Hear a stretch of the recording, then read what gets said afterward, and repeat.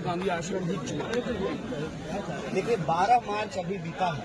12 मार्च को गांधी जी ने दांडी यात्रा की शुरुआत की थी और आप जानते हैं कि यह देश जो है वो यात्राओं का देश है। कहने का मतलब ये है कि इस देश में हमेशा किसी न किसी तरह की यात्रा होती रहती है, पूर्व से पश्चिम, उत्तर से दक्षिण, और सामाजिक यात्राएं होती हैं, सांस्कृतिक यात्राएं होती हैं, राजनीतिक यात्राएं होती हैं, तमाम तरह की यात्राएं इस देश में होती रहती हैं। यात्रा को सत्याग्रह के एक रूप में और अन्याय के खिलाफ न्याय की आवाज के तौर पे भारत के आधुनिक इतिहास में किसी ने अगर उस अचूक तरीके का इस्तेमाल किया है तो हमारे राष्ट्रपिता महात्मा गांधी हैं। और बात सिर्फ टैक्टिस की नहीं है, यात्रा करने के पीछे जो लक्ष्य है, उद्देश्य है, जो दर्शन है, तो गांधी जी का दर्शन बिल्कुल साफ है, सत्य और अहिंसा। आज जिस तरीके से झूठ बोला जा रहा है और लोगों के जो बुनियादी सवाल है, रोजी रोटी, कपड़ा, मकान, शिक्षा, स्वास्थ्य, सड़क, बिजली, पानी, उसको गुमराह करके जिस तरीके से समाज में नफरत फैलाई जा रही है, लोगों को आपस में लड़ाया जा रहा है, तो हम गांधी जी से यह प्रेरणा लेते हुए, सीख लेते हुए NSY और यूथ कांग्रेस के हमारे साथी बिहार के युवाओं की इस यात्रा को उन्होंने शुरू किया है।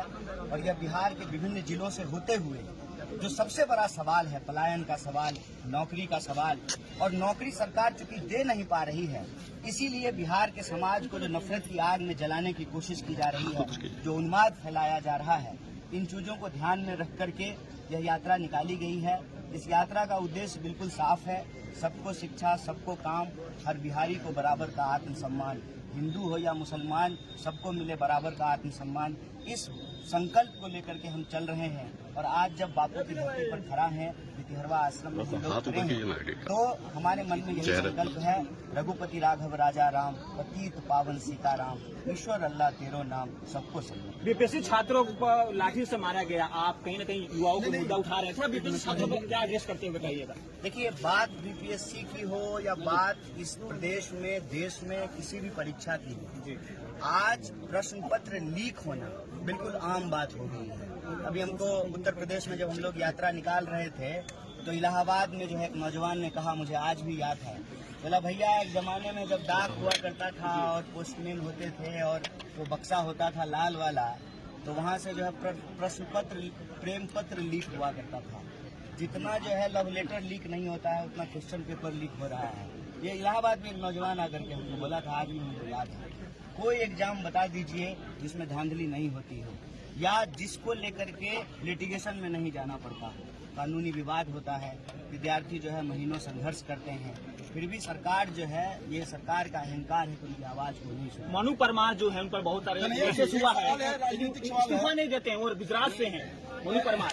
कन्हैया जी, एक सवाल है, बिहार में चुनाव होने वाले हैं और कितनी सीटों पर बिहार में ये चुनाव लड़ेगी कांग्रेस, कितनी मजबूती के साथ पदयात्रा निकाला। इस यात्रा का उद्देश्य है कि सबको सीट मिले नौकरी में, जिसको सीट मिलेगा विधानसभा में और लोकसभा में उसके लिए यात्रा लेंगे।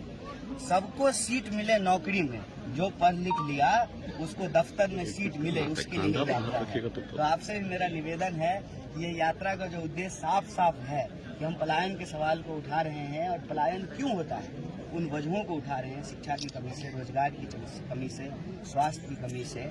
और यह जब सरकार दे नहीं पाती है, इसीलिए समाज को लड़ाती है, उन्माद फैलाती है, इसीलिए जो है लोगों को भड़काया जाता है।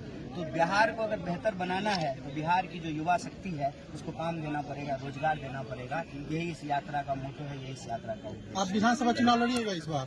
नहीं, वो तो अभी पदयात्रा